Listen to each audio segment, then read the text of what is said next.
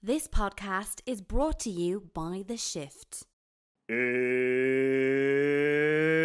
story time! Hello and welcome back to the Storytime Podcast. So this week it's just me and I have a story for you. This story is about how I got my job at Facts YouTube channel. So for those of you that don't know, I worked at Facts YouTube channel for 2.5 years, I think. 2 years. Actually, I think it was exactly 2 years now that I think about it. From 2016 to 2018, I got the job, I think in February of 2016, started in March and finished in January of 2018. But I just want to start out, I guess, by saying that I loved working at Facts. I loved creating content and I loved the team that I worked with. And I will only be speaking from my experience, what I experienced. Basically, me getting a job at Facts sort of started a long time before I actually got a job at Facts. So there was a meeting of minds on Twitter at one point between myself and Facts. So when Facts YouTube channel was first getting started, they were testing out the different types of content that they were doing, and they were trying lots of different things. So obviously the name sort of gives away that it wasn't intended to be what it became.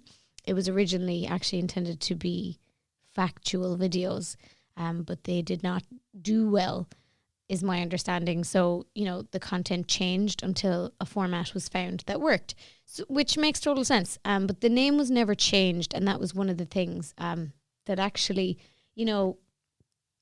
was suggested a few times by the team. But again, the people in charge didn't want to change the name. So that's fine. But we used to get a lot of comments being like, why is it called Facts?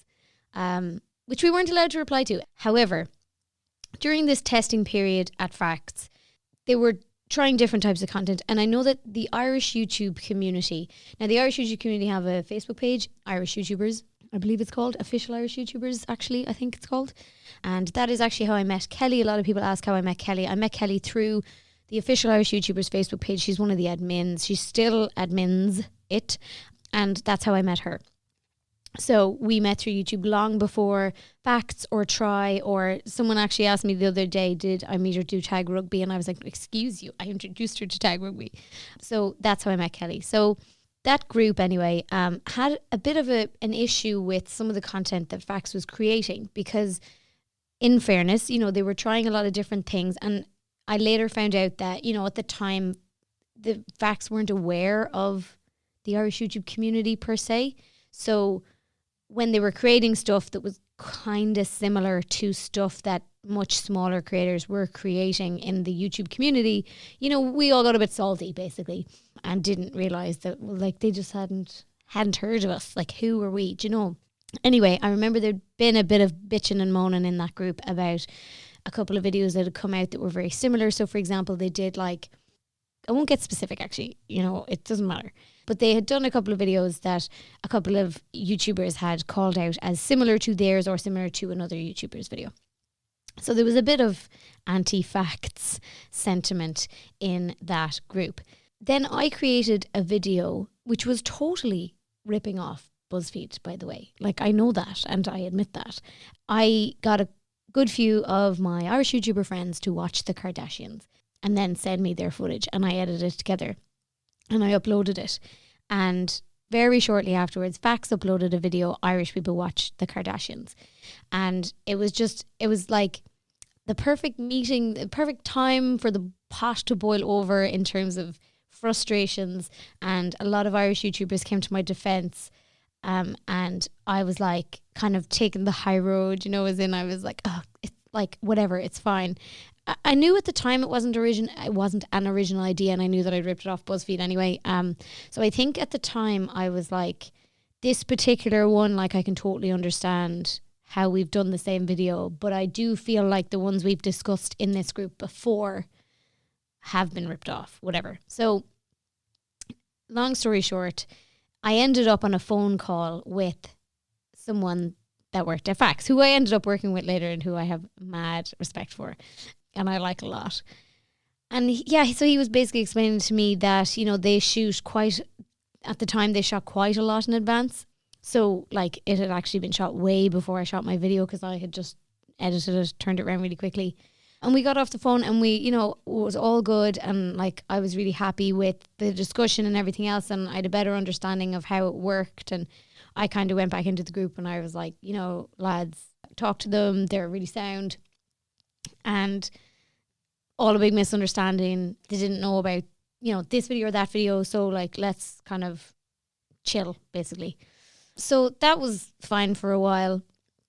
And then when I applied for the job at Facts, I went in and okay, so I'm going to tell you the interview story actually, which I hadn't thought of before, but I will tell you the interview story. But I'll tell you the interview story again from my perspective, totally from my perspective, okay?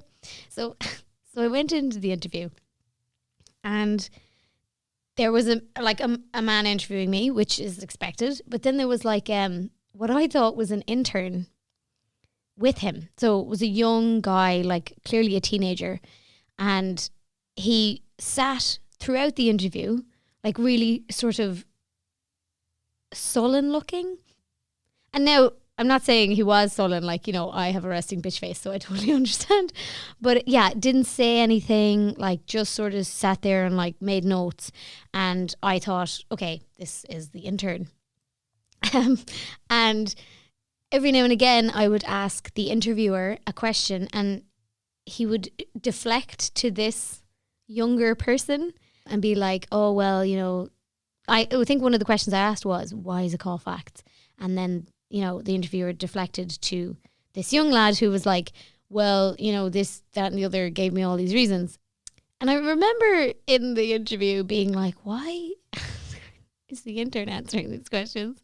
And I actually thought that. And then I was like, is this lad on like work experience or something? And, you know, they want to make him feel involved, or like, what is it just that the interviewer is like, oh, this is the social media whiz?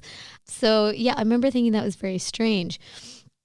But like, in retrospect, you know, I wasn't trying to impress that teenager at all because I didn't realize he was the CEO.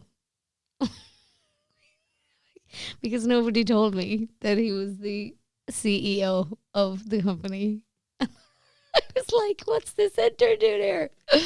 Oh my God. So anyway, I somehow managed to get a call back. And I remember I didn't get the job originally. And this was the interesting part of the story, I thought.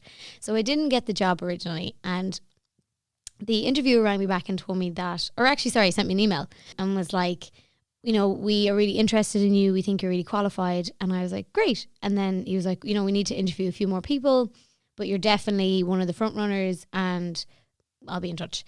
And I was like, great.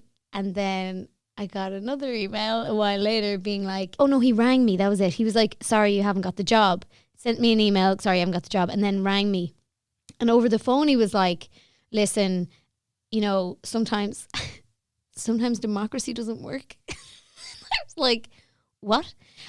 Like, I didn't understand what he meant. So he was basically, what I got from what he was saying was that there had been like a vote in the team about whether or not, like, who to pick, if you know what I mean, from the candidates. And I had like lost out in a vote, which I totally understand. Like, you need to make sure that you're going to pick people that suit, because the second round of interviews was with other members of the team, as far as I remember. God, that's very blurry, but I think the second round of interviews were with other members of the team. So like, yeah, that's totally understandable. You know, you pick someone who's going to be a culture fit for your office. But I just remember that with the whole like awkwardness around, which I did have to address in the interview as well, the awkwardness around that, like, you know, phone call and kind of Irish YouTuber reaction a long time before that, I remember being like, oh God, do they all hate me in there? And then I think it was only like 3 weeks later, I got another email that was like, actually, you know, we are going to hire you. And I think it was because someone else handed in their notice just as they had like said, no, sorry, we're not interested. Someone else was like, actually, I'm going to quit. So then they rang me and they were like, oh yeah, we're going to hire an extra person and it's you.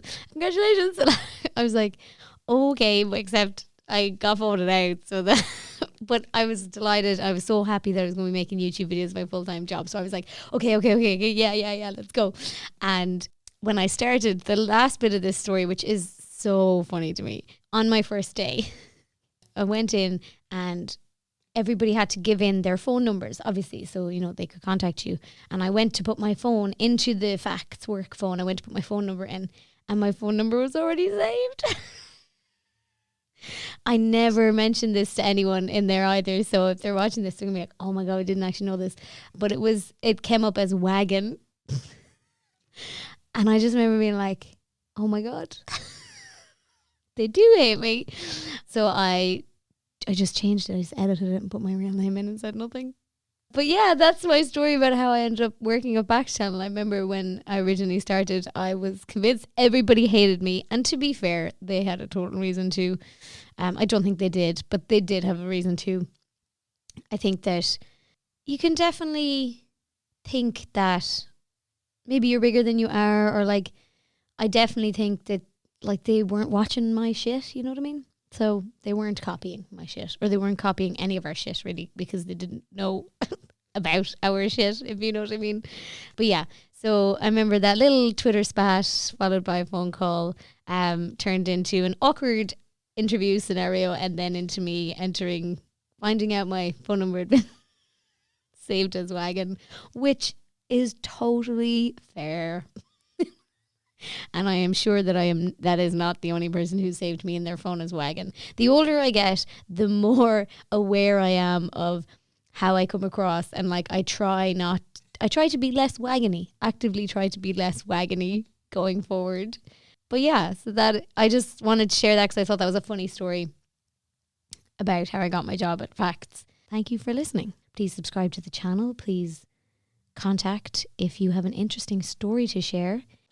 I have a favour to ask you this week, if you don't mind. If you listen to the podcast on Apple Podcasts or Google Podcasts, if you could please review it, that'll be really, really helpful. I've been reading a lot of podcast optimization articles lately that say ratings are key, and I don't believe we have any yet. So yeah, if you listen on those platforms, please give us a rating. This podcast is supported by Patreon, in particular the patrons on the Storytime Superhero tier. They're listed below in the show notes and in the YouTube description box. Thank you so much to the patrons for helping keep this podcast going. This podcast is also supported by Skillshare and Audible. If you want a 14-day free trial to Skillshare, please use the link down in the description and in the show notes. And if you would like a free audiobook with your 30-day Audible trial, please also check out the link in the show notes and in the YouTube description box. Thank you so much for listening, and I shall see you next week.